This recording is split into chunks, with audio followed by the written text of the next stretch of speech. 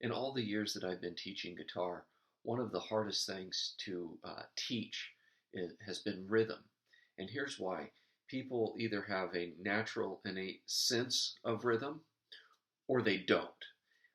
And there's two things that you have to think about when you're thinking about rhythm. It's there's either going to be a physical aspect of it that impedes our ability to play rhythm, or there's going to be something else lacking. It's kind of like the one person that has great coordination in sports or has good eye-hand coordination. And so when we're talking about rhythm, there's either going to be something connected here or it's going to be physical.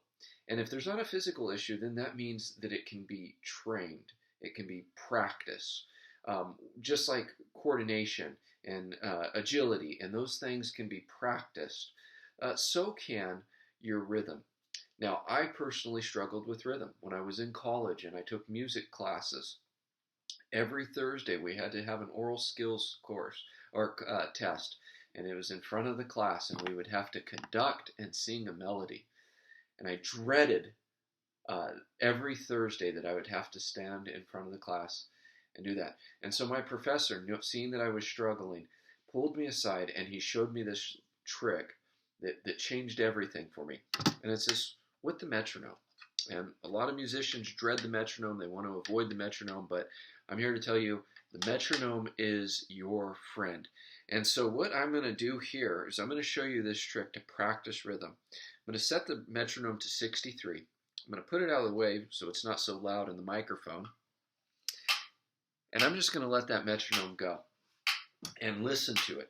And I'm going to start off by just getting comfortable with the beat. So I'm just slightly moving with that beat, trying to feel where the beat is. I don't want to look at it and try to gauge it by looking at it, but I'm trying to feel it. Then I'm going to take my instrument here of a pin, and I'm going to start to tap with that beat. That's all I'm doing.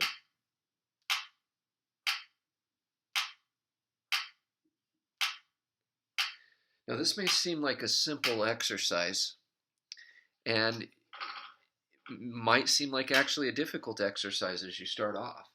But the reason we do this is because we're trying to internalize that beat. And so without playing an instrument or trying to play along with a metronome while you're practicing your guitar or piano or whatever it is, what you're doing is you're just physically getting used to moving with that beat. This works wonders with kids. In fact, my daughter works with the metronome on her trampoline. She jumps with the beat, and so she is internalizing that beat. So it's really helpful just to get used to the metronome. Once you've done that, the next step would be then to go into counting. So let it go again. I'm going to come back with my pin, getting comfortable with that beat. 1, 2, 3, 4. 1, 2, 3, 4.